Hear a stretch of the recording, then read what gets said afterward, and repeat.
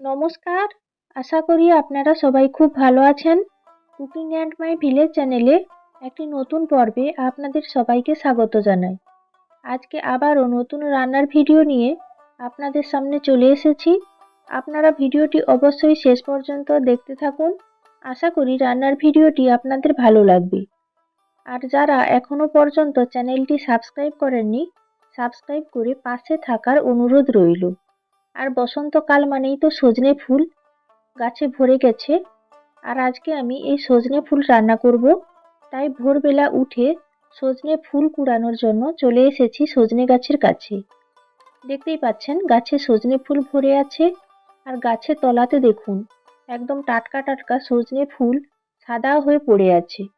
শরৎকালে যেমন শিউলি গাছের তলা সাদা ফুলে ভরে যায়, বসন্তকালেও তেমনি সজনে গাছের তলা সজনে ফুলে একদম ভরে গেছে।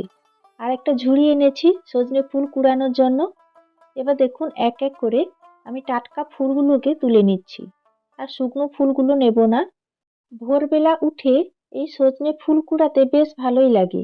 আমি একদিক থেকে টাটকা ফুলগুলো কুড়িয়ে নিচ্ছি, আর ওদিকে হাওয়াতে গাছ থেকে টপ টপ করে আবারও ফুল পড়ে যাচ্ছে সুন্দর।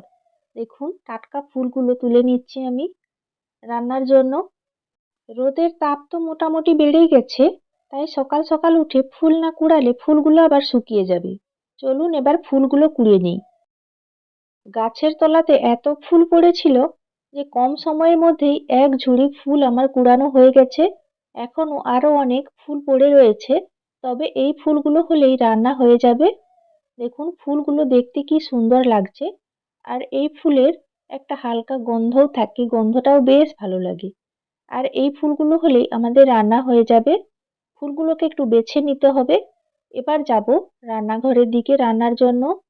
আর এদিকে দেখুন আমাদের গ্রামের পরিবেশটা আপনাদেরকে দেখাই। মাঠের ধারে আর বড় ধান রোয়া হয়েছে।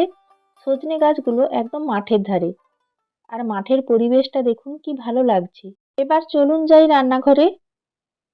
কিছু সময় পর চলে এসেছি রান্নাঘরে। আর সজনে ফুলগুলোকে তার মাঝে বেছে নিয়েছি।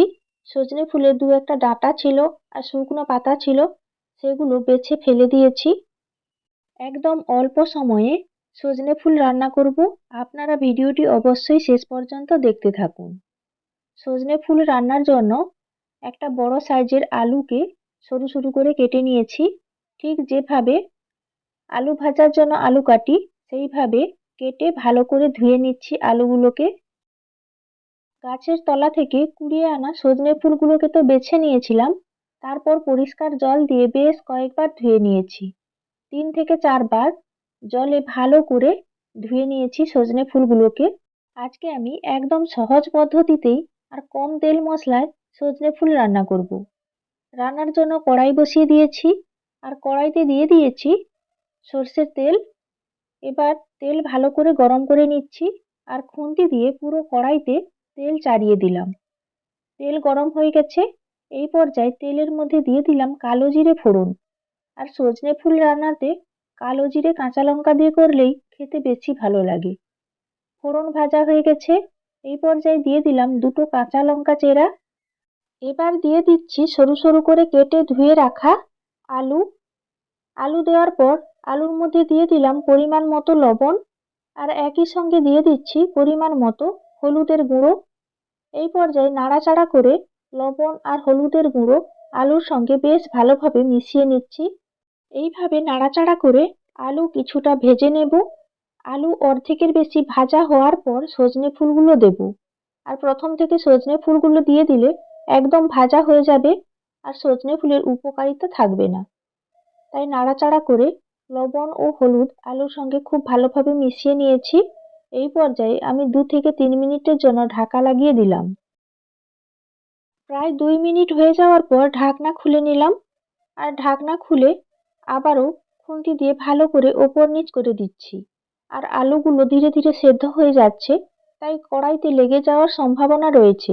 তাই ঢাকনা খুলে বেশ ভালো করে নাড়াচাড়া করে দিলাম। আবারও আমি কিছু সময়ের জন্য ঢাকা লাগিয়ে দিলাম। আজকে যেহেতু সজনে ফুল ভাজা করব, তাই ঢাকা লাগিয়ে রান্নাটা করব। জল ব্যবহার করব না রান্নাতে। দেখতেই পাচ্ছেন কিছু সময় ঢাকা লাগিয়ে রান্না করার পর আলু প্রায় সেদ্ধ হয়ে এসেছে, এখনো পুরোপুরি সেদ্ধ হয়নি, এখনো আলু সেদ্ধ হতে কিছুটা বাকি আছে। এই পর্যায়ে আমি দিয়ে দিচ্ছি ধুয়ে রাখা সজনে ফুল। এই সজনে ফুল পুষ্টিগুণ ও ঔষধি গুণে ভরপুর। বসন্তকালে আমাদের রোগ প্রতিরোধ ক্ষমতা বাড়াতে সাহায্য করে, আর সর্দি কাশি কমাতেও সাহায্য করে।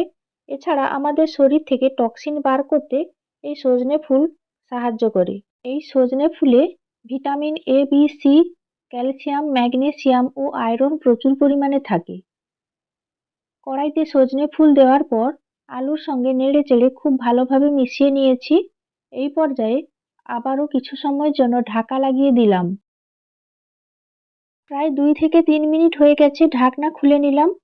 আর আপনারা দেখতেই পাচ্ছেন ঢাকা লাগিয়ে রাখার ফলে সজনে ফুল কি সুন্দর মজে গেছে। যে অনেকটা পরিমাণ সজনে ফুল ছিল মজে গিয়ে একদম এইটুকুনি হয়ে গেছে।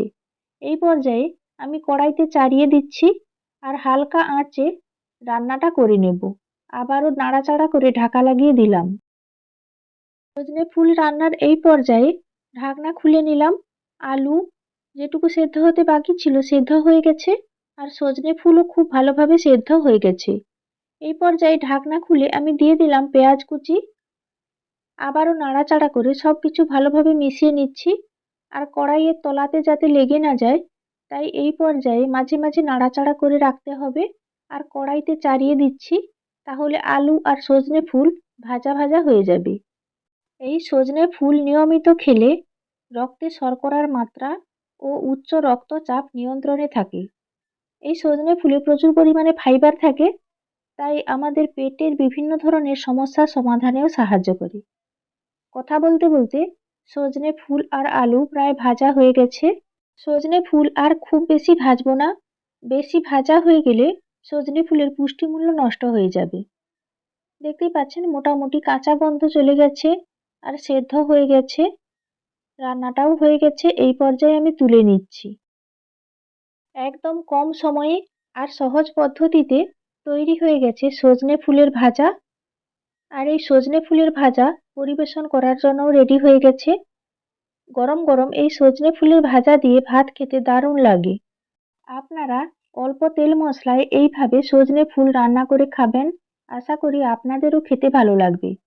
আপনারা যারা আলু খেতে চান না বা আলু খাওয়া নিষেধ আছে, আপনারা বাঁধাকপি বা শাকের সঙ্গেও এইভাবে সজনে ফুল ভাজা করে খেতে পারেন, তাতেও খেতে ভালো লাগে।